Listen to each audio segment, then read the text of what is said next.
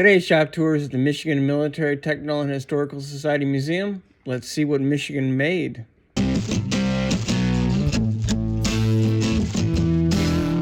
name is Christopher Cosley. I'm the president of the Michigan Military Technical and Historical Society Museum in East Point. We focus on all things military that come from the state of Michigan. So the museum is housed in a 11,000 square foot building on Stevens Road, just east of Gratiot in East Point. As you can see behind me, we're quite full. Pretty straightforward. The display cases on this side of the museum are the more technical story, so things that were made here in the state of Michigan. Starts out with World War I, goes down chronologically. We have the big yellow Siren in the background, gives away where we talk a little bit about the civil defense efforts that were here, really World War II through the Cold War. And then the cases on the far side of the museum are the more personal stories.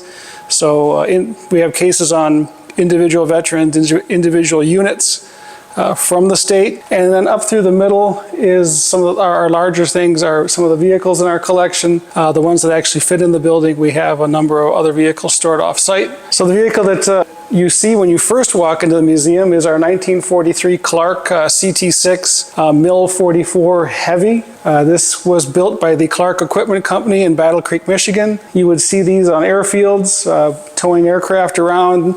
This is the heavy version. It's got the dual wheels, weighs close to 6,000 pounds, is capable of pulling bombers and heavy aircraft. They were also used in a lot of factories to haul trailers around or munitions in various depots. We know this vehicle was delivered to the Indianapolis depot in 1943. It was one of 4 that was delivered on that particular contract. I'm guessing this one never left the United States. It probably spent its entire life here in the U.S. I restored this vehicle during COVID. This was my COVID project while we were shut down. It came in painted blue and missing a lot of parts and had the wrong engine in it. Took me about thanks to COVID, I guess, it took me about a year to restore. Most of my other restoration projects take multiple years to do. We did show this tug at the 2022 Military Vehicle Preservation Nationals in South Bend, Indiana, and it took a gold in its class. This was my first vehicle that I ever did that we showed at a national level, and we took gold with it, and I was kind of proud of that one. So this is our 1944 Clark CA1 Airborne Bulldozer. That does not mean it was dropped by a parachute. At that time, airborne simply meant air transportable. Because under airborne you had parachute infantry and you had glider infantry. This particular tug was designed to fit into the back of a C-47 or C-46 at that point in time, or it could also go into one of the gliders like the Waco CG-4A and be delivered into the combat zone. Clark built about 4,000 of these, if my memory is correct. They're kind of an ingenious design. I mean, there were a number of these that went into Normandy. There were a number of these that went into Market Garden in Holland. They were used fairly extensively in the China-Burma-India theater of operations. I guess one of the interesting design features on this is, for a bulldozer to work, it needs to be heavy. But for a bulldozer to be air transportable, it needs to be light. So one of the really kind of cool features on this are these weight boxes. You have these boxes here that when it landed, they could fill it with dirt, rocks, gas cans, random stuff. And then when they went to load it back in the plane, you simply pulled up on these two, you dropped these panels down and you emptied it out, and then it was light again. And as you can see, it's not particularly large, not much larger than a Jeep. This was also one of our restoration projects. This is actually 2 bulldozers put together. We purchased 2 of them that were in fairly rough condition, and between the 2 we were able to produce this one. This took about a 7-year restoration project here. So this is our 1942 Ford GPW. This is the standard wartime Jeep. This particular one was built by Ford, and April 15th of 1942 was the delivery date.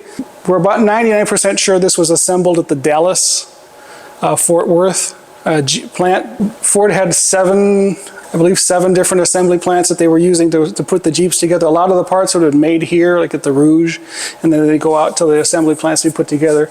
This is what they refer to as a script tub Ford. It still has the Ford script logo on the back. About midway through 1942, the government actually told the auto manufacturers to stop doing that. People like to pick on Ford because Ford put his little F on everything: nuts, bolts, screws, fasteners. The Willis Jeeps of that era said Willis on the back. If you see the Chevrolets that were being built, the G506, or the G506s that were being built had Chevrolet on the hood. A lot of the CCKWs had the GMC logo in the grille. And but mid-43, the government said it's a war, not an advertising campaign, and they made everybody stop doing that. But this is the standard wartime production Jeep, GPW, which is government contract. The P stood for 80-inch wheelbase, four-wheel drive vehicle, and W was Willis pattern. So right now I'm standing next to the 1941 Ford GP. This particular vehicle does not belong to the museum. It's on loan to us from a friend of ours, Eric Richardson. This is one of the Ford prototypes. This is the Ford body version. And what I find interesting about the Ford GP is that in my personal opinion, there is a lot more Ford DNA in the standard wartime production Jeep than there is Willis. Ford came up with, put the headlights underneath the grille. Ford came up with the headlights that flipped up that you could shine on the engine. The overall shape of the tub is more of what you see in the standard wartime Jeep. I think this probably would have been the standard wartime Jeep if Ford had picked a better engine. Ford went with the tractor engine. Willis went with the 134 Go Devil. And having driven both of them, there's a notable difference. This drives like a tractor. That drives more like the standard production Jeep drives more like a car. That Willis Go Devil engine was kind of a hot rod engine for its day, and it's a lot quicker. And so when the government decided, they said they wanted this body with this front end, but they wanted that engine. And they wanted to give the contract to Ford, but Willis kind of sued, and Willis won. And so Willis started building the Jeeps. Then Pearl Harbor happened. They couldn't meet the demand, so then Ford ended up getting a contract to build the Jeeps in the Willis pattern, and the rest is history. How does Bantam fit into all the Ford Willie? So Bantam, it's actually an interesting story. Bantam was actually the first prototype. They were the only ones that delivered the prototype on time and on target. Then right after that, Willis and Ford both submitted prototypes, and I always found it interesting that they looked suspiciously like the Bantam. The development of the Jeep was so convoluted that in 1943, the government actually commissioned a report to study it. It was done by a gentleman named Herbert Rifkin. It's called the Rifkin Report. And they really talks about the genesis of the Jeep and just how, because there was a big question as to who really designed the Jeep and who was going to who got credit for it, and there was some copyright issues. So this quartermaster officer named Rifkin gets tasked with sorting it all out and writes a report. We have copies of it in the museum gift shop if somebody wants to buy one. It's great, great reading if you can't sleep. They dug into it, and there's a lot of twists and turns. It's actually, there's a lot of things that went on behind the humble little Jeep. So the final Jeep in the museum's collection is this M718, M718A1, which is based on the M151, which was designed by Ford Motor Company. 1951, the U.S. government went to Ford. They were looking for a replacement for the M38, M38A1 series of Jeeps, which were the Willis Jeeps that were built during the Korean War and after World War II. They went to the Ford engineers to design something, and Ford came up with the M151. It was a complete departure from the previous Jeeps. It was a unibody. It was not a frame, a tub-on frame like the previous Jeeps were. It was a four-wheel independent suspension as opposed to a leaf spring system, which was very much ahead of its time. For 1951, this is space age stuff. The U.S. government accepted the design. They went with it in I believe in 1957 it was accepted, and they went into production. The first contract was for 10,000. That was done by Ford. By the time it was done, the M151 was built by Ford, AM General. There's a number of different companies that built it. It remained in service until the 1980s when it was replaced by the Humvee. Kind of got a bad reputation because of the rear suspension design, especially on this particular one, the M151 and the M151A1. It didn't really have ball joints in the back, so that when the rear wheels, if the rear wheels left the ground, they had a tendency to cant in like this, and then it would come back down, and then the rear end, it'd get very skittish very quickly. And a lot of it too is that the Army went from what was called NDT tires to NDCC. NDT tires are flatter. The NDCCs are non-directional compound curve. They're rounded. They're intended to get traction in mud. And so if you have NDCC tires on pavement and your rear suspension cants in, your contact patch with the ground becomes very small. And so these vehicles got a reputation for being rollover prone. They corrected it with the M151A2. They changed the rear suspension a little bit, but this vehicle you still have to respect it. You have to understand it if you're driving it. A lot of guys I talked to that were in the service said that if you had a 151, you always had weight in the back of it. This particular model is an M718, which is the frontline field ambulance. It has an extension on the back of the body for the stretchers. So this vehicle is actually a little bit more stable because it has extra weight on the back, and it's a bit longer. It's about 2 feet longer than a standard M151. So what we have here is a 1942 U.S. Navy mobile firefighting unit. These were made at the Kercheval, at the time was the Kercheval small engine facility, which I think now is the Jeep plant, which I think now is closed. Yeah, they were powered by the Chrysler Industrial Flathead 6. And this, from the radiator to the firewall, is a standard unit. And then they could put different things on the back of it depending on the use. This particular one is set up as for firefighting, with a water pump on it. They had a generator version. They had a smoke generator version. There was like a petroleum pumping version. There was a whole bunch of different where they would reconfigure this back end for different tasks. Originally, this would have been mounted to a trailer.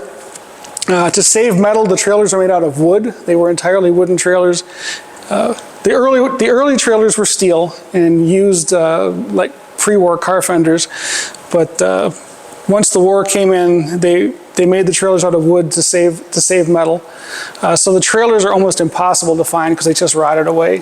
Especially with Navy usage, with being close to the water, they would just disintegrate. So the data plate actually shows a number of the trailers. So we know this was attached to a trailer at one point in its time because it actually documents on the data plate. The Chrysler built 34,000 of these during the war. You find they're still out there. A lot of times, a lot of them got stripped of their engines. People would buy them, take the engines out of them, put the engines in there as a replacement engine for their car. In fact, that's how we got this one. The guy was selling it as it was on one of the 3/4 ton Dodge forums. He's like, does anybody need a running engine for your Dodge 3/4 ton? Come get this. And I was like, no, I want the whole thing. I want to keep it intact. It's a piece of history. So he was actually quite happy that we did that and preserved it. There is a tag on the radiator with a service tag from 1974 from a U.S. Navy quartermaster depot. So this thing was at least in use until at least 1974 with the U.S. Navy. It's just a cool piece of history. It's our Federal Air Raid Siren. This is another item that actually does not belong to the museum. It belongs to the Michigan Civil Defense Museum collection. Eric has a number of things on loan to us. Unfortunately, he's not here because he would be able to tell you a lot more about this siren than I can. But this is kind of just the centerpiece of our civil defense display, Federal Thunderbolt. I know if Eric's watching this, he's going to tell me that I'm getting everything wrong. Not made here in Michigan, but this particular siren came off of the Detroit Fire Department Burt Road Station, was the original home for this siren. I mean, this was your standard air raid / tornado siren for the longest time.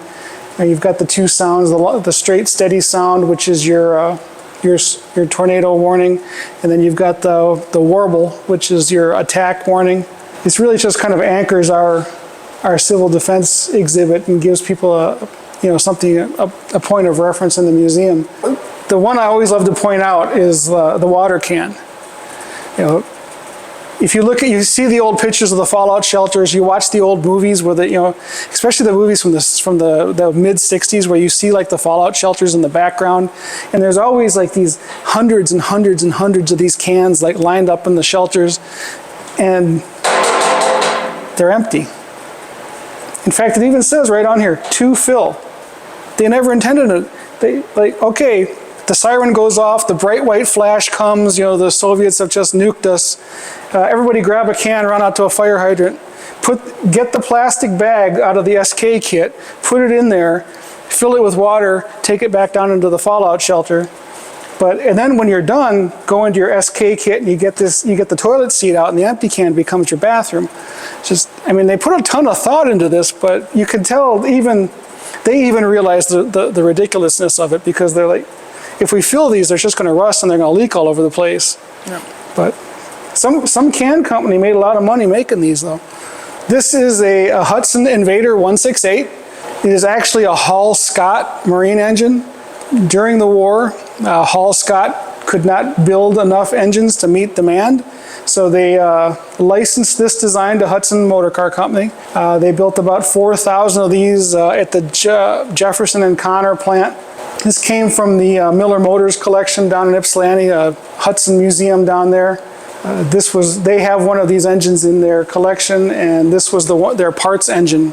Unfortunately, the valve cover is missing. The valve cover actually said Hudson Invader 168 right on it, with a kind of a cool casting. So this is a 997 cubic inch six-cylinder engine. Only developed 210 horsepower, but almost 800 foot-pounds of torque. We have some information that says that these were used in some of the landing craft, like your LCVPs and your landing craft ramp, or like air-sea rescue launches or small moto tugs and things like that. It was a gasoline engine. Most of the Navy was running on diesel at that time, so these were probably relegated to stateside training.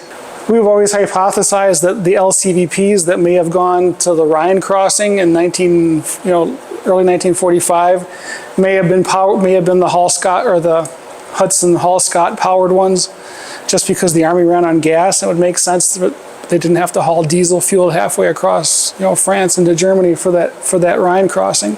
This was a cosmetic restoration that we did. This engine was sitting outside behind the museum there in Ypsilanti for many, many years. They were going to scrap it. We got it from them. It was full of water, so we drained everything out of it, cleaned it. The inside of this engine is shot, but we cleaned it real good, gave it a paint job, and did I guess like people like to say, Craigslist rebuild, and kind of what we did on it. Yeah, my regular vehicle build audience will definitely know what a Craigslist rebuild is. Yep. But kind of a cool engine. Yeah, it's an overhead cam design. So it's kind of nice that the valve cover is missing, because you can see the valve train in it. It was interesting because the timing chain powered the oil pump, the water pump. So there was definitely a lot of stuff running off of this. So it's kind of again interesting to see how they solved some of the design problems and packaging, trying to get all of this stuff into this small package. Interesting design concept. Yeah. So this is the museum's 20 millimeter Oerlikon cannon.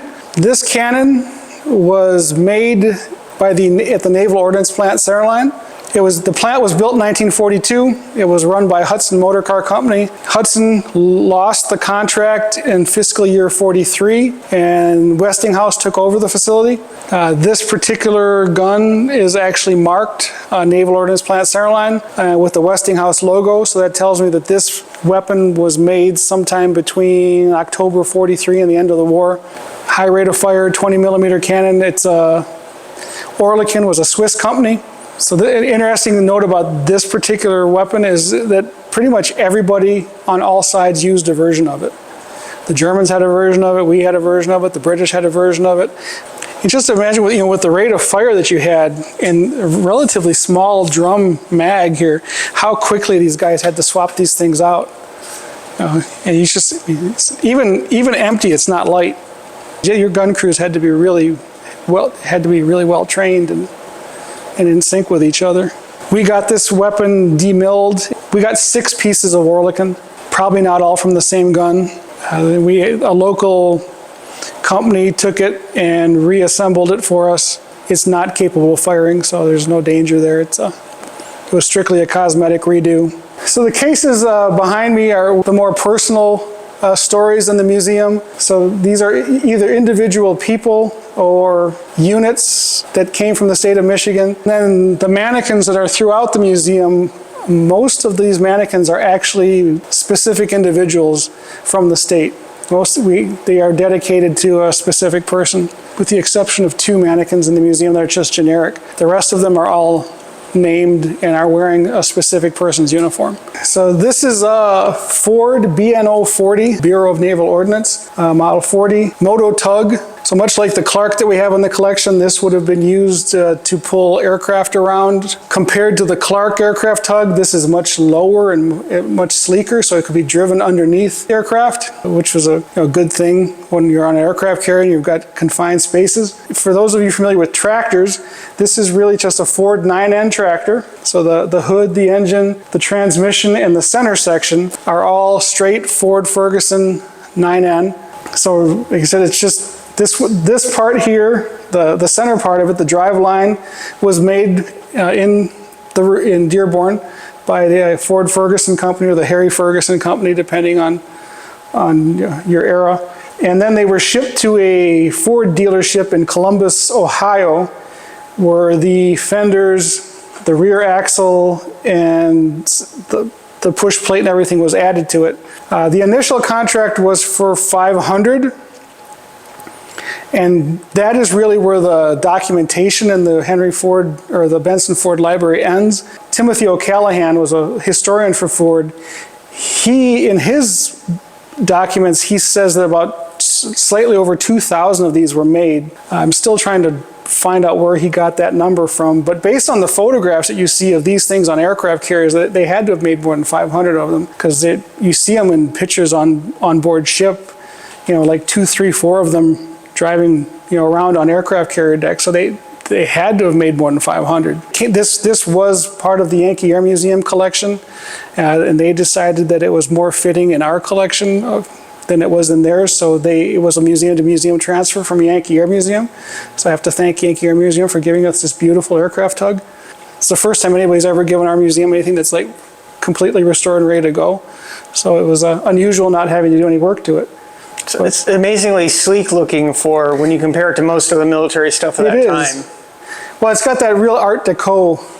Well, I mean, the Ford Ferguson tractors had that real Art Deco vibe to them to begin with. You can see the influence of the Ford engineers. The Ford engineers were definitely thinking along style lines still when they designed this.